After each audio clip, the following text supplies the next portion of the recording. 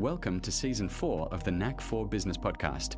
Before we get into today's conversation, Canada Growth Network. Here's the math. A full CRM, email marketing, funnels, and automations for less than a coffee a day. That's $47 a month Canadian with a $1 trial to start.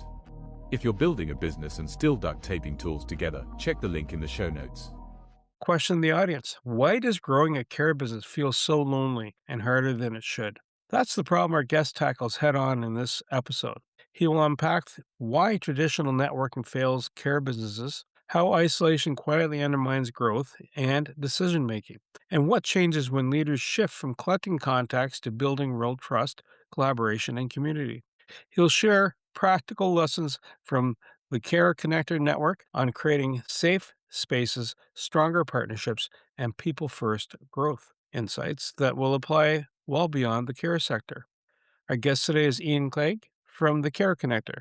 He's the co-founder of this network and a growing community that brings care providers, professionals, and suppliers together through meaningful connection rather than transactional networking. With more than 35 years of experience across hospitality, nutrition, and the care sector, Iain has worked hands-on with care organizations of all sizes to improve sustainability, performance, and real-world outcomes. Inspired by his mother's career as a nurse, he built the Care Connector Network to reduce isolation in the care sector and create practical, collaborative support that helps care businesses grow while keeping people at the center of what they do. While the network began in the UK, the challenges it addresses are universal, and the model is designed to work anywhere care and people intersect. Iain, it's an absolute pleasure having you here today. Thank you so much for joining us. Do you have a favorite quote or saying, sir? Favorite quote or saying? Get stuff done. It sounds close to a sporting challenge slogan. So, what problem, looking at the care industry, what problem made you go, "Hey, this has to change"? So what was the trigger? What was the, "Gosh, this can be better"? Well, just for answer that a little bit, I just want to rephrase a little bit what you said about Sure. care businesses being difficult. Businesses in care are difficult, whether you're supplying into it, whether you're a professional in it, or whether you actually run a care business yourself. Just a little bit of clarification, because I know that a lot of your listeners are in the US and Canada and stuff. When I talk about the care sector, I'm talking about care homes, care at home, complex living, anything that's to do with providing care for vulnerable people, whether that be children or adults. So I just want to clarify that bit, because I know that conversations I have with people over in the States, sometimes it gets lost and they go, "What do you mean by the care sector?" So if I say the care sector, that's what I'm talking about. Okay. So your question was what problem in care made me want to do what I do? Yeah. So my background is nutrition and catering, as you said before, and I was running a nutrition and catering consultancy for the care sector. And I was actually down the other end of the country. I live in Scotland, and I was actually down in the south coast of England when the little bug that hit the world arrived on the shores over here. And in that time, I was driving back up to Scotland, which is about a 10-hour journey, and every single one of my clients rang me and cancelled any future work. So I was left, got home, sat twiddling my thumbs, watching what was going on across all the Facebook groups and everything else that I was involved with. And I noted that there was some disconnect massively, and that the care sector works in silos. Everyone sees everyone as competition rather than collaboration, which I'm sure we're going to go into later on. But I just saw that there was these issues going on. And then as we went through that time frame, I started to see more and more that the smaller providers of care, the smaller care homes, the smaller companies that provided care at home, they were really struggling because they weren't getting that same level of support that a bigger organization had. So when I actually set up the network, it was for those people. It was for smaller providers and smaller suppliers to try and talk to each other. And as we've gone through that, I thought to myself, we need to start bringing people together. We're all in the same place, And then last year it hit me. I know that we jumped ahead 5 years, but last year it hit me, and it just made so much sense. It's like the book "Men Are From Mars, Women Are From Venus." Yeah. We both want the same outcome. The supplier and the provider want the same outcome, which is better care for the people that they're looking after. And the suppliers want to help people do that, but they're speaking in a different language. So that's how I started it, really. I just set it up as a Facebook group. And I said to people, look, just if you need something, ask. If you've got a problem, ask, and if you've got something to sell, let people know. Because at this point in time, people were going, well, how do I sell to people? They're not picking up the phone. Well, no, unless you're turning up with a member of staff or the cure for COVID in this hand and your product in that hand going, if you buy this, you can have this. That wasn't going to happen. So I just set up a Facebook group, really. It was out of frustration, just seeing what the problems were that were going on. But then we played Okie Dokie with lockdown. I think we did that all across the world. We all played the Okie Dokie together. 1 minute we're in, next minute we're out. And we got to December. And every time we were coming out, I would get the phone calls going, can you come back in? And then every time we were going back in, I was getting phone calls going, no, you're out, And we got to the Christmas lockdown over here when they decided to lock down again at Christmas in December. And I thought I need to do something else. And I remembered I'd started this Facebook group and I went, right, let's do something with this properly and really help the care sector. So that's why it all started up. So in the care sector and having a healthcare institutional background, I know there's everything from you go into a healthcare facility because you have an ailment. It might involve surgery. It could be something good. It could be giving birth to a child, and then to everything else that can happen. The reason why you go to the hospital.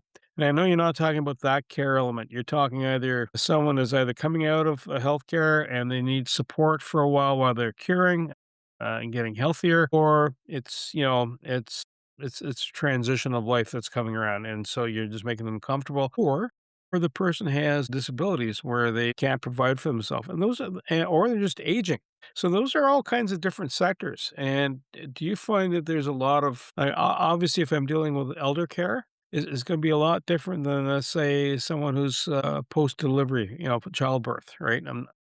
Almost like the midwifery component. How does that first off encompass that entire bucket of, and there's probably more. I probably haven't captured everything, right? But does it uncover that entire bucket? And do you focus on any one of those areas? But I'll let you answer the next question. Then I got more questions coming out. No worries. Yeah, people usually do when we start talking. So I say, to make it easy for everyone on this side of the pond, I say it's anyone that cares for people that not the NHS, right? So what I mean by that is as you said, their healthcare, right? So your hospital settings, your doctors, your clinics, all that sort of stuff. I don't deal with that at this precise minute in time. That's not where we are. I deal with anything else. So aging, as I said, like care facilities, so it could be retirement villages, it could be, care homes, it could be dementia homes, it could be dementia facilities, disabilities, all of it, care at home, because the fundamentals of care are the same. This is why when I started speaking to some people and got involved with some people over in the States, and we started talking, and I always laugh because the first conversation we had, we were on for 2.5 hours, and we could have literally come from each side of the village and met in the pub and been talking about this, and it's the same problems, and the more and more I looked at it, and this is where I think differently to a lot of people. I'm dyslexic and I've got ADHD. My brain thinks in like major different ways. And I start going, okay, so the fundamentals of care are the same, right? The average care home, so a care facility where the elderly are residents, let's go with that first to make it easy, right? They will use from concept to demolishing around 900 different category of supplier, not 900 different suppliers, 900 different categories of suppliers, right? There's over 110 just to put a kitchen together and keep it running, right? So when you look at that, it's the same. The delivery of care is the same, whether you're assisting someone at meal times, or it doesn't make any difference where you are in the world. It's the same thing. The only thing that changes really is the actual legislation, right? Legislation and funding, right? Where's the money coming from? Okay. And that's the big question everyone wants to know. But where's the money coming from, right? Those are the two things. And when we look at the bigger picture and that side of it, it was like, wow, this incorporates everything. So it needs to be everything. because we can all learn from each other as well, and people miss that step change as well. They don't, as I said, people work in silos because they see everyone else as competition. Whereas when people actually start talking to each other, and I actually had a meeting this morning with one of my clients that's on our program, and I've already put him in touch with a care provider, another care provider just down the road, Yeah. because he does something completely different. So they can actually talk to each other. And that person that I've put him in touch with, the people that they look after might end up having to be someone that he looks after, but they don't talk to each other. And you go, it's madness. Are you finding then, and I've seen it on here in Canada and in Ontario, that you'll have, say, for retirement homes, you have, someone's put up a structure, et cetera. There's housing, there's food, et cetera. There's care that's provided, depending on the need, et cetera. And then you have other operations that are more one-off. They'll supply you a person to come to your home and provide service. Are you finding it a mix between cottage industry versus larger corporation, or is it a transition from cottage to corporation, but then you also have licensed professionals intermixed in between it? Because, if I go to a doctor's office here, although they might be getting funding from the state, they're still a separate business, right? And then you have midwives, which is something else that happens here in Ontario, and their funding is, and again, it's a different structure. They have a certain competency level and training. Is it kind of is it a hodgepodge? Is it? And I guess where I'm going with this whole question is, what does the landscape look like? And then from your network, are you providing then the training, information, or supply chain cross connections and going, hi, this is my box, this is my niche, and then I know I have to hand the person off to the next niche. Are you? I know that's not a simple question because I've asked about I four think, different things, all kind of I wrapped think, in one box. yeah, I think I know where you're going there. So let's start right back at that beginning of that question and let's try and work our way through that and unpick it. So in the UK, the around 87% of care businesses have got less than 5 services registered. There's 83% have got one, right? And this is the bit that might come up later on, might not. I don't know where it's gonna, if it's gonna fit in anywhere else later on. But from a supplier perspective, going back to those over 900 category of supplier, right? From a supplier perspective, everyone's chasing that one that have got like 100 plus registered services, and you're going, well, there's 87% of them over here that don't have that back office support, that are not going to push back on you on price all the time. They're not going to have something that's long drawn out. Let's move with what we've got, right? And I think that from what you said, from the cottage industry side of things, is that there are a lot of people that set up care businesses, right? So this is why last year we launched the two programs that we've spoken about before, which is the care provider incubator program and the care supplier incubator program. And we're trying to get them to speak to each other in the right same language as well. That's one of the things that we're working on. But it's that people set up care businesses because of a couple of things usually, right? One, they've got money. So they've been in the city, they've worked in the city or something like that. They make lots of money and it's like, let's put our money into this, right? Good investment. However, they don't understand care, right? Or the other side is they come from care, right? And they see that there's a problem. They see the fact that care isn't delivered the way that they want it to be delivered. So they go, I'm going to set up a business and I'm going to do it the right way. Problem is then they get into care, right? And it's funny because I talk to suppliers that have gone into care and they start speaking in care language. And I speak to suppliers that used to be in care and that are now supplying a service or a product, and they switch to supplier language. And you're going, well, you know their language and you're still not speaking it, right? But the problem with the second lot, especially, they are usually the ones that have got those individual businesses, right? But they don't have that business acumen, and no one teaches them the business acumen. And that's one of the things that we're starting to do now with the programs. And again, it isn't going to make any difference whether I get somebody from over there that goes, Ian, can I come and join your program? Yeah, absolutely. Or whether they're over here. because the fundamentals are the same. As I said, all we do is we look at it from a different perspective. So the people that are on my program, if they're working on, if they work in domiciliary care at home, I then put them in with those people that do that stuff that are my members. And if they're a care home, residential or nursing, then I bring them into that space. So the size of the industry is massive, but it's small when you look at the actual people that are in it and what they're doing. From a funding perspective, what you were saying then, I think, was the next bit of that was there is two types of funding. One is private, and the other one it comes from the government. So pretty much the same, yeah, as over there. And one of the things that makes me laugh all the time, I see this, and this has gone off on a little tangent here with this one, but it's like when people go, "We're aiming to be compliant," and you go, "No, compliance is the floor, not the ceiling." Yeah. To say, yeah, compliance. Yeah, just gonna say we're aiming for it. You have to be there already. Yes. And this is the thing that I see, people talk about that and they talk about being compliant and they talk about compliance and quality and this and that and the other. And you go, but that's where, that level is. That's why I've just written a document going, should care businesses have to, or a journal piece saying, should care businesses have to earn their money? Now, obviously, that's very controversial because they all go, well, we earn no money because we do this and that and the other. And I go, no, I understand that.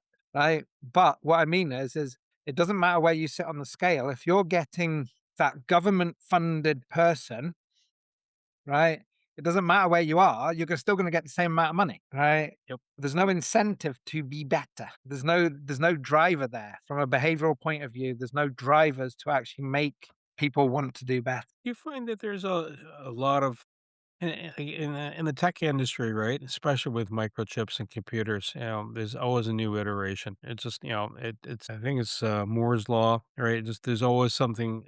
It grows over time. In healthcare, it's the same thing as as science looks deeper in how to approach people, how to do wound care management, for example, et cetera. Different medicines, et cetera, for certain circumstances. Is the education piece sometimes where people staying ahead of the curve, or staying, not necessarily cutting, maybe cutting edge might be the right word, but always staying in tune with what is the best practice? Okay, now you've hit a raw in what I think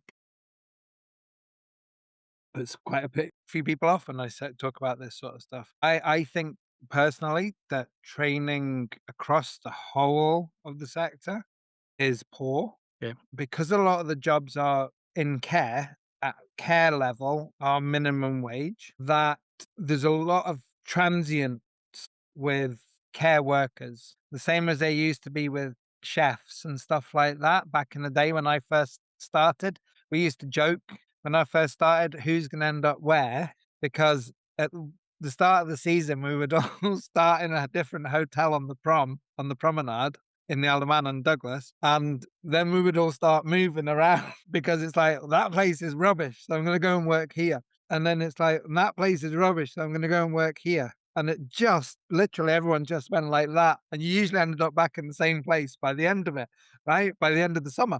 And this is one of the things, it's one of the reasons I went over to the States and did the stuff around behavioral performance management and stuff and behavioral leadership, was because of people would do what when I would go in and do training and implementation of the nutrition stuff, for example, they would do what I wanted them to do while I was there. Then I would go away. Then I would come back and they'd be doing exactly what they were doing before I went in the first place. Right. I don't do little things. I don't do tiny things. So my degree when I went and studied dietetics was me looking into a 12-week course in nutrition to teach people in the gym that turned into me going to university for 7 years. The problem I was having of why are they not doing this turned into me going over to the States. The network was, this is a problem, let's fix it. And then someone said, can't we have our own platform? And I went, yeah, of course. Boom. Right. No little things, always big. But I think because of the transients, I think because of because of that, so we've got the low minimum wage, people move around a lot because they think that the grass is greener over here, which means that there's a gap now, an employment gap, which then means we need to fill that gap to provide that care, but we don't have time to train that person properly. right? So we're going to do it as fast and as cheap as possible to be able to get them up to legislation so we can get them onto the floor or out into the community wherever they're delivering the care. Then they don't do it right, or problems happen, or things go wrong, and then they get blamed for it when it's actually training in the care sector is poor, right? In most instances, right? We've gone way too far down the e-learning route, and I should imagine it's the same over there. I speak to people over there. There's no problem with e-learning to back up stuff. If you're working with a person, then you want that person to understand what it's like to work with a person. You know, I always say I was on the lifeboat crew, which is like it's rescue, right? So the RNLI over here, if anyone doesn't know, look it up. But it's a voluntary service where we go and rescue people at sea. And I always use that analogy of when the pager went off to call us, are you happy, or would you be happy if we just sat in the boathouse every week and just looked at computers? Or are you happy that we went out to sea and launched the boat and recovered the boat and did everything every week? You don't want the person going, how do we start this again? Can anyone remember what was on page 17 to fire up the radar system? You don't want that, but that's the mentality. You want people to be able to go, right, this is what we do, boom, bang, done. You know, Practice makes perfect. well, practice makes permanent, but perfect practice makes perfect. True, true. Right? But it's that whole thing of if we did things right, people spend more money trying to fix things in the care sector than they do doing it right in the first place. I will look at that every single time, right? Every single time I'll say that people they try and do it cheap, it doesn't work, so then they end up spending more money, right? And a perfect example of that is somebody asked me how much it was going to come and cost for me to come in and do something with the nutrition stuff, and I turned around and said it's going to cost you £500 a day, and they said, "Oof, that's a lot of money, and we haven't got the budget for that." Okay, they came back to me 2 months later. They'd had a bad report from the inspection body and said, "Can you come and do it?" And I said, "Yeah, it's £600 a day." And they went, "But it was £500 a day a few months ago." And I went, "Yeah, because like I wanted you to have it. You didn't want it. Now you need it. You know." Yeah. I only charged them £500. I went and did the job for them, but I was trying to prove a point that rather than try and fix the problem, because the fix costs more than the prevention. You know, I use from a nutrition side of things in the UK. Right? So we've got 65 million people in the UK, right? Ish, give or take. How much do you think we spend on treating malnutrition in the UK a year? Wow. Well, the fact you just said malnutrition and UK has been everywhere, you know. No, no, just in the UK, not Yeah, don't no. I, what I'm getting at is UK's been everywhere over the last 2, 3 centuries. The food would have arrived. Is that just a lack of awareness then for diet, or is that a lack of we awareness how to prep food? in the UK we spend 19.2 billion pounds a year On malnutrition. That's how eat, much it costs. That's how much the NHS spends each year, 19.2 billion pounds, right? Now people go, "What does that look like?" Because people can't imagine that figure. That's a big yeah, figure, right? yeah, yeah. So it's 2 brand new aircraft carriers, right? It's 16 state-of-the-art hospitals. It's 410,000 wages or 116 million bottles of wine. In which case, you're back to your malnutrition again if you're just doing Yeah, that yeah, yeah. much wine. But if you're Yeah, looking at that, but when we look at that and then go, how much do we actually spend on treating it? Not so much, right? yeah. So do things right. That's the main thing, what I'm trying to say here.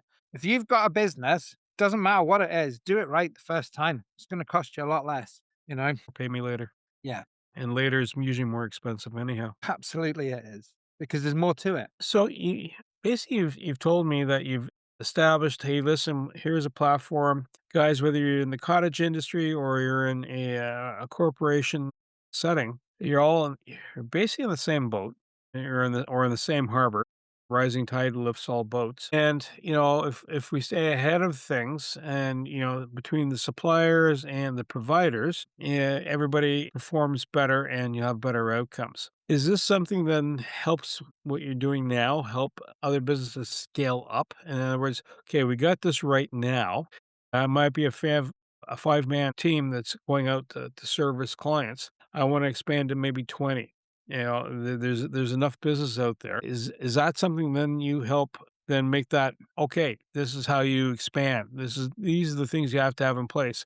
What you did under a 5-man team, if you're doing a rescue versus if you're the aircraft carrier, and it isn't 5 men that are running an aircraft carrier, there's a few more folk on board, right? Absolutely. I mean, this is, this is what we're trying to do with people is get them out of their heads. We're all, most of us that run small businesses, we're all the same, right? The smart ones have other people that help them, right? I've got business mentors. I have different ones. I have a few different people, like human beings, and also ChatGPT, right? And everyone's like, "Oh, AI, blah," and you go, "But it works if you teach it properly and learn from it and learn it, then it works." I learned the other day when I was having an argument with it to tell it to stop using the program that's been put into it. So this is a little bit of a hint for everybody. If you're using it for business, tell it you want it as a business mentor, director, and a business partner,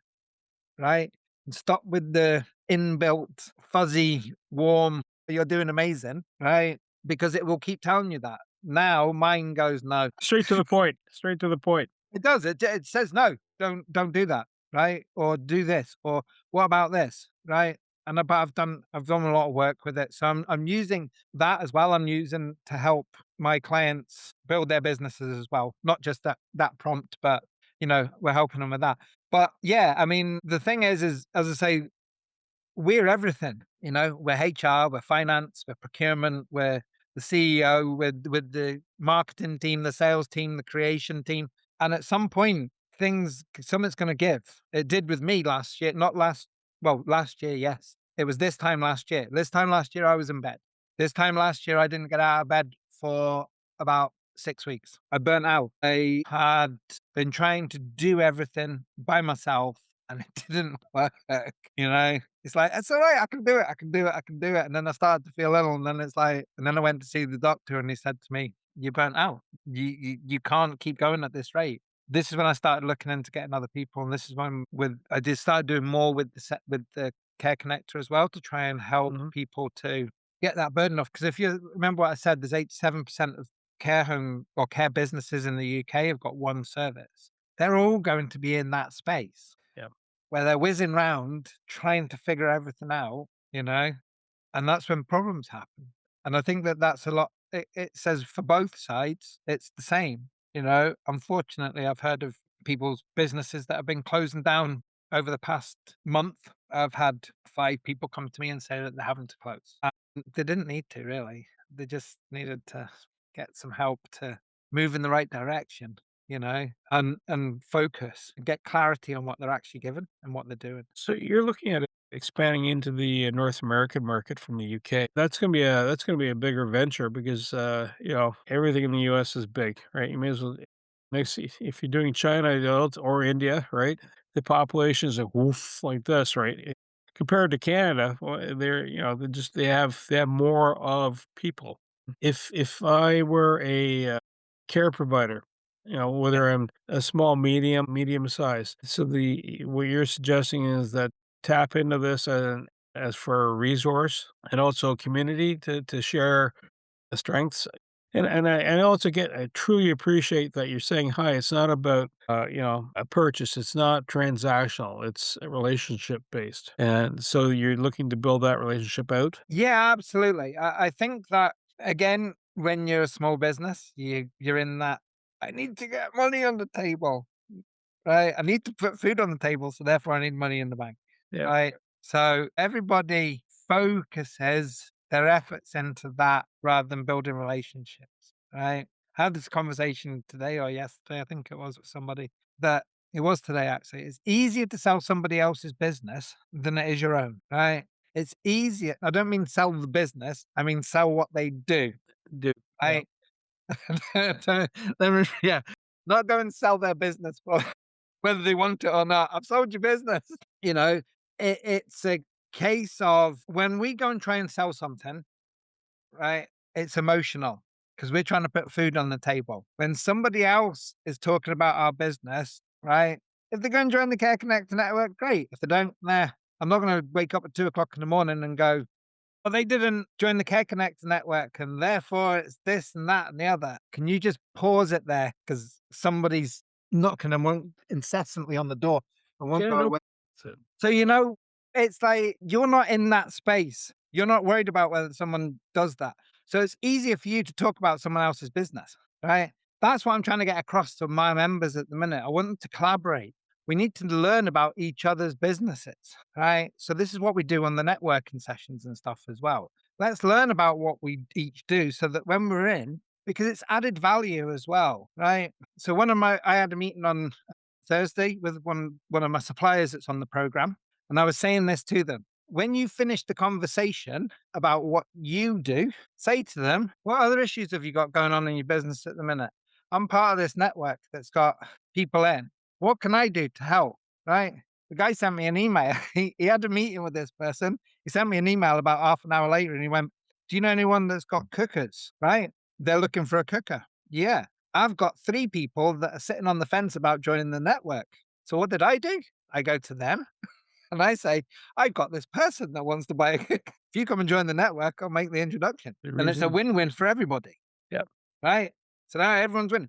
But that person now that care manager looks at the energy supplier person as not just the energy supplier person, he's the connector person. He can find me stuff. And this is what we tend to try and sell ourselves and we sit in our own little silos. Whereas if we actually open our minds, use more than one brain cell at a time, we can actually go, well, if I'm adding value to that person by going, what else have you got a problem with? They're going to go, why are you asking me that question?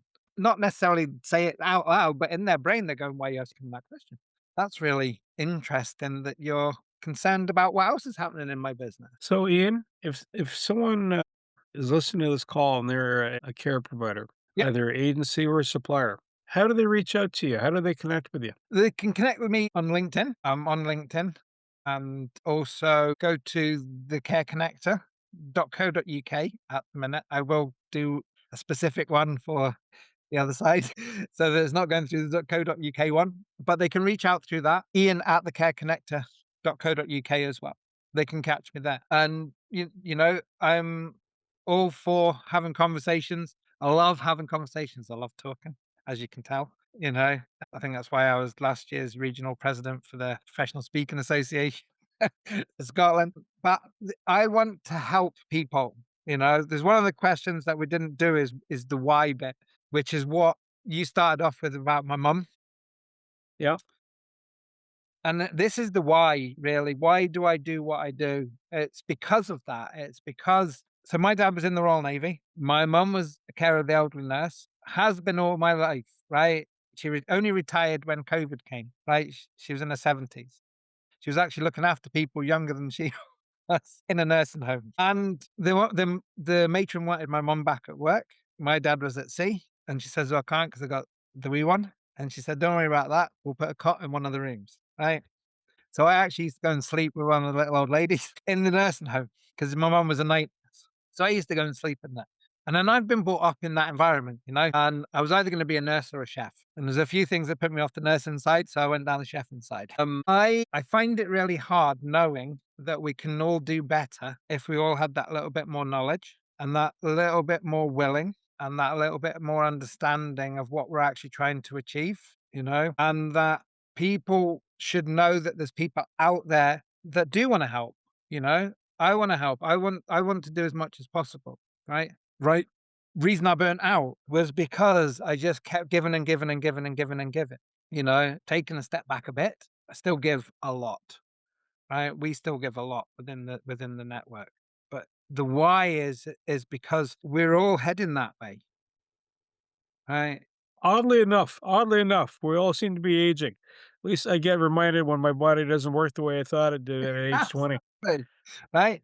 We're all aging. We all know somebody that's like got a family member in care or, a child that needs some more support or a child in a children's home or a person in a disability unit or we all know somebody that gets care, needs care, and stuff like that. That's a conversation for another day about the fact that we don't talk about care until we need care. In fact, we don't talk about care until after we need care. There's sort of like Conversation. an Yep. advert for nappies or advert for diapers, and then there's an advert for, you know, the saga holidays, the over 50s cruises and life insurance, and then you've got your funeral plans, but there's nothing in between, right?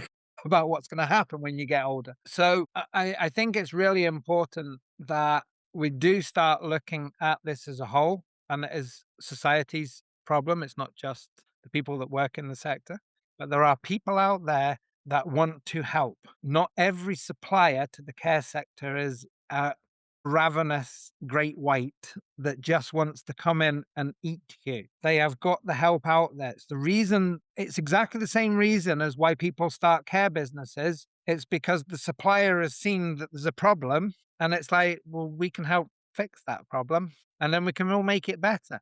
And then people make more money, people are cared for better, and everyone sleeps at night. Ian, I want to say thank you so much for being a guest today.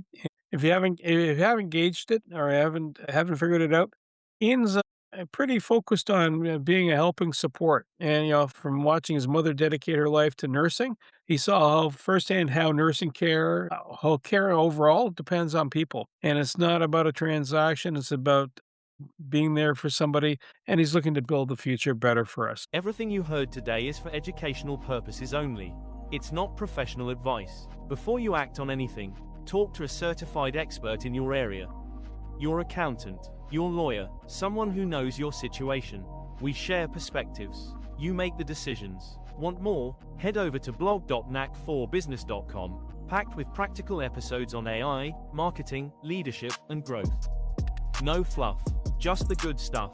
Subscribe while you're there. Until next time, keep building.